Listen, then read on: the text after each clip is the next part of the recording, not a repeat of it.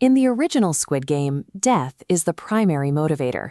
The stakes of every children's game are lethal, providing the show its visceral tension.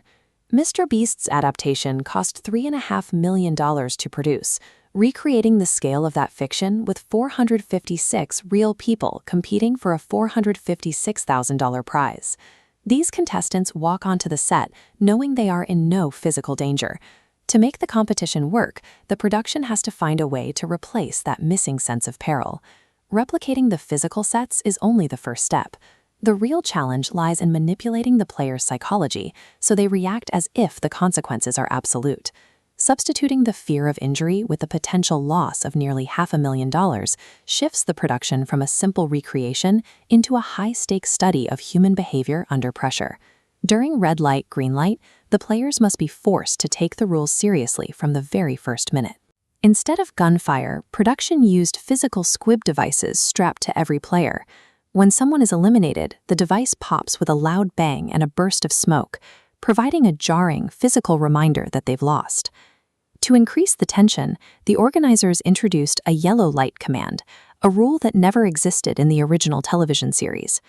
Because the players expected the game to follow the script they had seen on Netflix, this sudden unpredictability caused immediate panic, catching dozens of people off balance and forcing a mass elimination.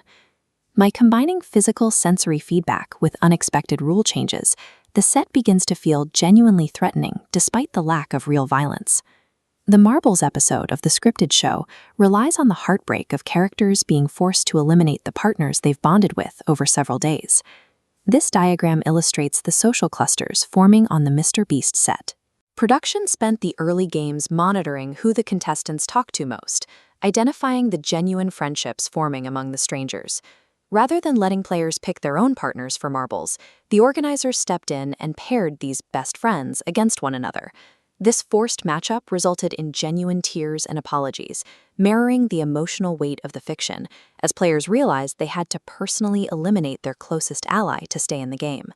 Weaponizing these real social bonds ensures that the emotional stakes of the competition remain high, even when the physical stakes are safe. In the scripted series, a nighttime riot is used to thin the crowd. In a real-world production, allowing unscripted physical combat is a massive liability that could shut the entire project down. To achieve the same reduction in players safely, the production swapped the brawl for a high-stakes round of dakji, a traditional Korean paper flipping game that relies on individual skill rather than violence. For the glass bridge, production used mannequins and Korean numbers to assign a random jumping order that the players could not negotiate or change. This created a psychological stalemate where players at the front of the line simply refused to move, paralyzed by the 50-50 odds of each jump as the clock counted down.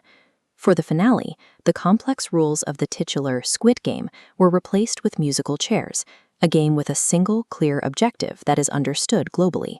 Successful adaptation requires moving away from strict narrative accuracy in favor of mechanics that guarantee desperate, high-pressure attrition. When the final chair is taken, a single player wins $456,000, while the other 455 contestants leave with a small consolation prize. The rigid mechanics of zero-sum competition drive the drama. When the rules are strictly enforced and the payout is high, the participants' behavior naturally aligns with the intensity of a scripted thriller. Applying extreme financial pressure to a well-designed game allows reality to seamlessly mirror the tension of fiction. This chart shows the funding model for the event. A sponsorship from a single mobile game provided the $3.5 million required to build and staff this operation.